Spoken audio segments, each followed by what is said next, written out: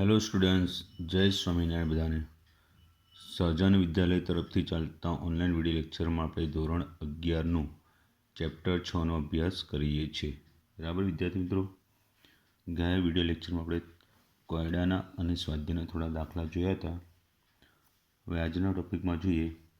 આ ટૉપિક જો કે કેન્સલ છે પણ સમજવા માટે જરૂરી છે, એટલે સમજાવી દઉં છું કે આગળ 12મા ધોરણમાં એનો ઉપયોગ થાય છે. એટલે બરાબર, એટલે જે કેન્સલ છે એ ચલાવું છું એટલા માટે કે આગળ ઉપયોગી હોય છે. એટલે કમસે કમ 1-2 વાર જોઈ તો લેવો. તૈયાર ના કરો તો ભલે, પણ જોઈ લેવો ખરું.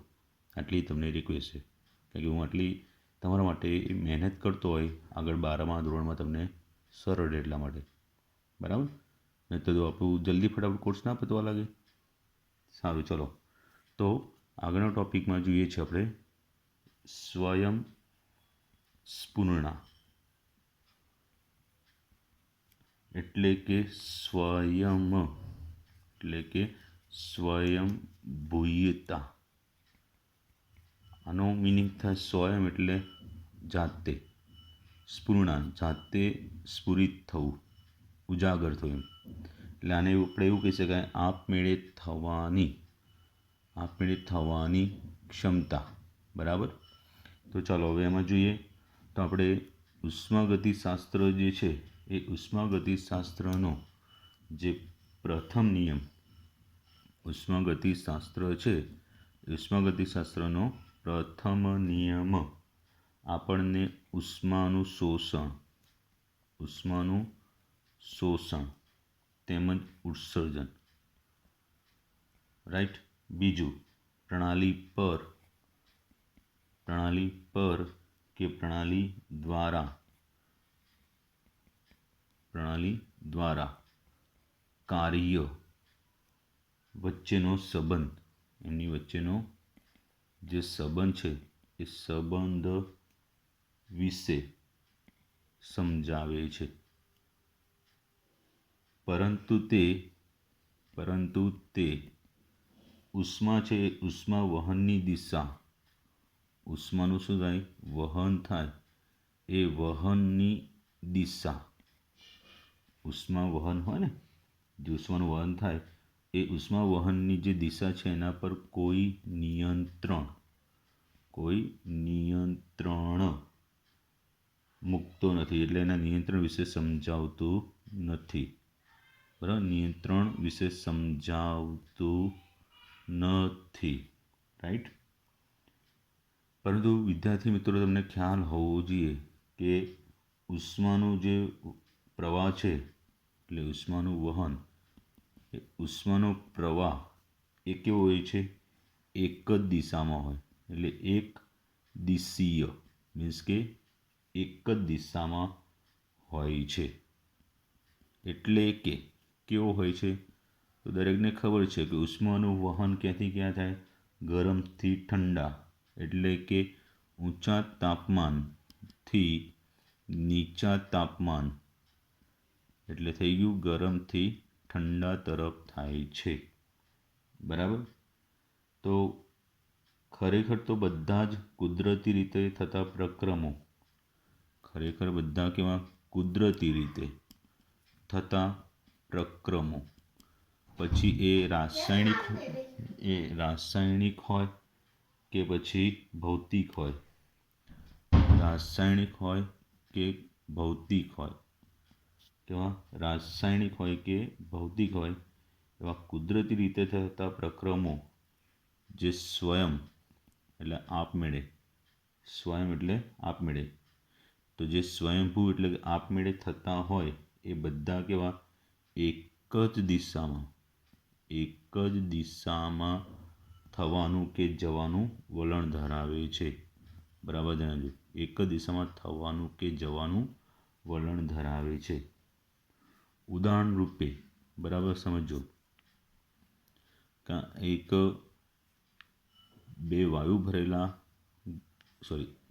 બે ગોળાઓ છે અથવા પાત્રો કહીએ. બરાબર, સમજી લેજો. હવે વાયુ એક પાત્રમાં ભરેલો છે બંનેને જોડતી જે નળી છે એનો વાલ્વ અત્યારે બંધ છે, બરાબર. હવે જો એ વાલ્વને ખોલી દઈએ તો તમને તરત જ કહેશો કે એ વાયુ ક્યાંથી ગયા? વાયુ ભરેલા પાત્રમાંથી ખાલી પાત્રમાં આપમેળે જશે. થશે ને? તો અહીંયા વાયુનું વહન કેવું કરવું પડે? આપમેળે. આપણે થોડો ધક્કો મારવો પડે કે તમારી જેમ થોડું કહેવું પડે વાંચવા બેસ, લખવા બેસ, તૈયારી કર. જાતે જ થાય વાયુનું વહન, રાઈટ. પછી બીજું ઉદાહરણ તરીકે કેવું હોય તો ડાયઓક્સિજન છે, એ ડાયઓક્સિજન એક કાર્બન છે, એ કાર્બનના સંપર્કમાં આવે, બરાબર. ડાયોક્સિનની હાજરીમાં કાર્બન છે, એ કાર્બનનું બળવું કે દહન થવું એ પણ કેવું છે? આપમેળે થતી પ્રક્રિયા કે જેનાથી કાર્બન ડાયોક્સાઇડ મળે, બરાબર. જેનાથી શું થાય? કાર્બન ડાયોક્સાઇડ મળે. બીજા અન્ય ઉદાહરણોમાં કે આપણે એક લોખંડનો સળિયો છે, બરાબર, એને એક સાઈડથી ગરમ કરીએ તો બીજી બાજુનો છેડો આપમેળે ધીરે ધીરે શું થશે? ગરમ થશે. એટલે અહીં ઉષ્મા આપમેળે ક્યાંથી ગયા? ગરમથી ઠંડા તરફ જશે, બરાબર. ગરમથી ઠંડા તરફ જશે.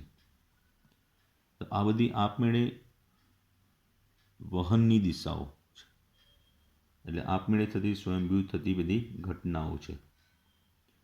પણ હવે એનું વિરુદ્ધ વિચારીએ કે ઉષ્મા ક્યાં એવું થશે કે ઠંડા પદાર્થથી ગરમ પદાર્થ તરફ જાય, બરાબર. પરંતુ આની વિરુદ્ધ વિચારીએ આ બધાની, તેની વિરુદ્ધમાં શું એવું થઈ શકશે કે ઉષ્મા એ ઠંડાથી ગરમ તરફ જાય? થશે? તો તમે તરત કહેશો કે ના, એ શક્ય નથી. પછી શું કે બે સરખા વાયુના દબાણ ધરાવતા પાત્રમાંથી એક પાત્રમાંથી વધુ વાયુ બીજા પાત્રમાં આવે અને એક સંપૂર્ણ ખાલી થાય તો બે વાયુ ભરેલા પાત્રમાંથી વાયુ એક જ પાત્રમાં વાયુ એક જ પાત્રમાં આવે એવું શક્ય બને? તો કે ના, બરાબર. એક ઉષ્માની વાત કરી, વાયુ ભરેલાની વાત કરી, પછી આવું કે શું CO2માંથી જાતે કાર્બન અને ઓક્સિજન મળશે? તો કે ના. તો અહીંયા આ બધી ઘટના તમે જોઈ ગયા કે એક જ દિશાની છે. એની વિરુદ્ધ દિશાની જે ઘટનાઓ છે એ સ્વયંભૂ થતી નથી. સાંભળજો, એ સ્વયંભૂ થતી નથી. તો આ બધી જે સ્વયંભૂ રીતે થતી ઘટનાઓ કે ફેરફારો છે એ હંમેશા કેવા? એક જ દિશીય હોય. સ્વયંભૂ કે આપમેળે કે સ્વયંસ્ફુરિત થતી જે પણ ઘટનાઓ છે કે ફેરફારો છે એ બધા કેવા? એક જ દિશીય હોય છે, એક જ દિશામાં થતા હોય છે. સાંભળજો, બરાબર. એક જ દિશામાં થતા હોય છે.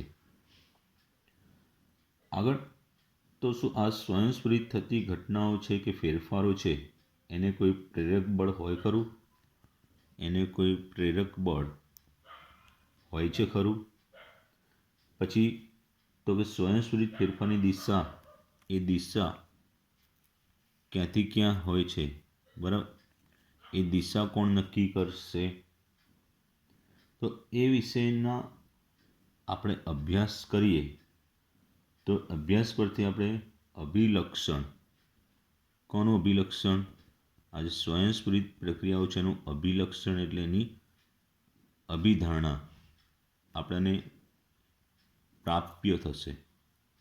તો કેવું અભિલક્ષણ પ્રાપ્ય થાય છે એની વાત કરીએ. કોના માટે? તો સ્વયંસ્ફુરિત પ્રક્રિયાઓ માટે. તો જોઈએ ચાલો. તો આ સ્વયંસ્ફુરિત પ્રક્રિયાઓ છે એનું અભિલક્ષણ એટલે એની અભિધારણા કે અભિવ્યક્તિ જે બી કહો. તો એ શું છે? તો સ્વયંસ્ફુરિત પ્રક્રિયા અથવા ફેરફારો જો આપણે સામાન્ય રીતે વિચારીએ તો સ્વયંસ્ફુરિત પ્રક્રિયા એટલે એવી પ્રક્રિયા, સ્વયંસ્ફુરિત પ્રક્રિયા એટલે એવી પ્રક્રિયા એટલે એવી પ્રક્રિયા કે પ્રક્રિયકોનું મિશ્રણ કરવામાં આવે ત્યારે જ પ્રક્રિયા પરિણામે. પ્રક્રિયકો છે એનું મિશ્રણ કરીએ ત્યારે જ એ પરિણામે થાય. બરાબર, એટલે જેવું પ્રક્રિયકોનું મિશ્રણ કરીએ તરત જ એ પ્રક્રિયા શું થાય? જાતે આપમેળે પરિણામે. બરાબર. જેમ કે હાઇડ્રોજન અને ઓક્સિજનના સંયોગીકરણનો કિસ્સો લઈએ તો જેમ કે હાઇડ્રોજન અને ઓક્સિજન એ ડાયહાઇડ્રોજન અને ડાયઓક્સિજન છે એના સંયોગીકરણ છે એનો કિસ્સો લઈએ તો આ વાયુ ઓરડાના તાપમાને મિશ્ર કરવામાં આવે. કેવા? ઓરડાના તાપમાને મિશ્ર કરવામાં આવે અને વર્ષો સુધી મૂકી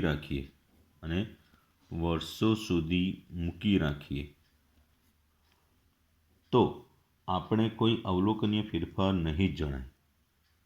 બરાબર, એટલે એમની વચ્ચે કોઈ અવલોકન જણાશે જ નહીં, એટલે કોઈ અવલોકનીય ફેરફાર જણાશે નહીં. એટલે બંને વચ્ચે પ્રક્રિયા થઈ શકે તેમ છે પણ અત્યંત ધીમી છે. બંને વચ્ચે પ્રક્રિયા થશે તેમ છે પરંતુ કેવી છે? અત્યંત ધીમી હોય કે જે આપણે તાત્કાલિક અવલોકનીય થતી નથી. તેમ છતાં તેને સ્વયંસ્ફુરિત પ્રક્રિયા કીધી છે. અત્યંત ધીમી છે છતાં કેવી છે? સ્વયંસ્ફુરિત.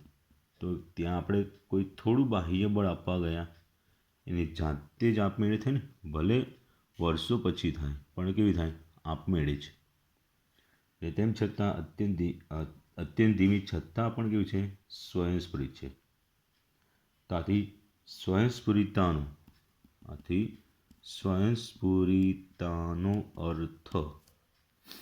સ્વયંસ્ફુરિતતા છે એનો અર્થ એ થશે, બરાબર સાંભળી લો, કે બાહ્યકારકની મદદ વગર.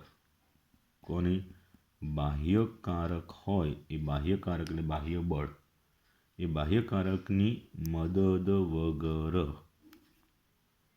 આગળ વધવાની પ્રક્રિયા છે ને, આગળ વધવાની કે આગળ થવાની ક્ષમતા કે તાકાત. બરાબર. તો આ કોઈપણ પ્રકારના બાહ્યકારક વગર કે બાહ્ય બળ વગર જ પ્રક્રિયા છે એને આગળ વધવાની કે થવાની ક્ષમતાને સ્વયંસ્ફુરિતતા કહે છે. તો આપણને પ્રક્રિયા, હવે એ બાબત છે એ સ્વયંસ્ફુરિતતા એ આપણને એટલે કે પ્રક્રિયા બાબતે આપણને શાના બાબતે? પ્રક્રિયાની બાબતે. કોઈ બી પ્રક્રિયા હોય કે પ્રક્રમ હોય એને કઈ બાબતે? એનો દર એટલે એનો વેગ વિશે કોઈ માહિતી આપતો નથી. એના વિશે કોઈ માહિતી આપતો નથી. સ્વયંસ્ફુરિત પ્રક્રિયાની બીજી બાબત એ છે કે પ્રક્રિયા પ્રતિવર્તી દિશામાં પોતાની મેળે થઈ શકતી નથી. એટલે કોઈ બી સ્વયંસ્ફુરિત પ્રક્રિયા હોય તો કોઈ એક દિશામાં, ધારો કે પુરોગામી દિશામાં આપમેળે થઈ હોય બાહ્ય બળ વગર સ્વયં, પણ એની વિરુદ્ધ પ્રક્રિયા કે પ્રતિગામી હોય એ સ્વયં થશે નહીં. આ ખાસ ધ્યાન લો. તો આથી શું કહી શકાય? જે સ્વયંસ્ફુરિત પ્રક્રમ હોય છે કે પ્રક્રિયા હોય છે એ કેવો કહેવાય? અપ્રતિવર્તી કહેવાય. બરાબર. તો એને જો આપણે કહ્યું સ્વયંસ્ફુરિત પ્રક્રમ એક અપ્રતિવર્તી પ્રક્રમ છે, તેને બાહ્યકારક વગર પ્રતિવર્તી કરી શકાતી નથી. સ્વયંસ્ફુરિત પ્રક્રિયા કેવી? તો કે અપ્રતિવર્તી છે. તેને કોઈ બાહ્યકારક વગર પ્રતિવર્તી કેવી પ્રતિવર્તી કરી શકાતી નથી. એટલે એક દિશામાં આપમેળે જ થાય પણ બીજી દિશામાં કરવા માટે કંઈક બાહ્ય બળ એટલે કે બાહ્ય કારકની જરૂર પડે જ. તો આને આપણે બે રીતે સમજવાનું છે. એક એન્થાલ્પીને આધારે અને બીજું એન્ટ્રોપીને આધારે. બરાબર, જે આગળના વિડીયો લેક્ચરમાં જોઈશું. તો એકથી બે વાર આ વિડીયો લેક્ચર સાંભળીને સમજી લેવું. બરાબર, લખવાની જરૂર નથી. જય સ્વામિનારાયણ.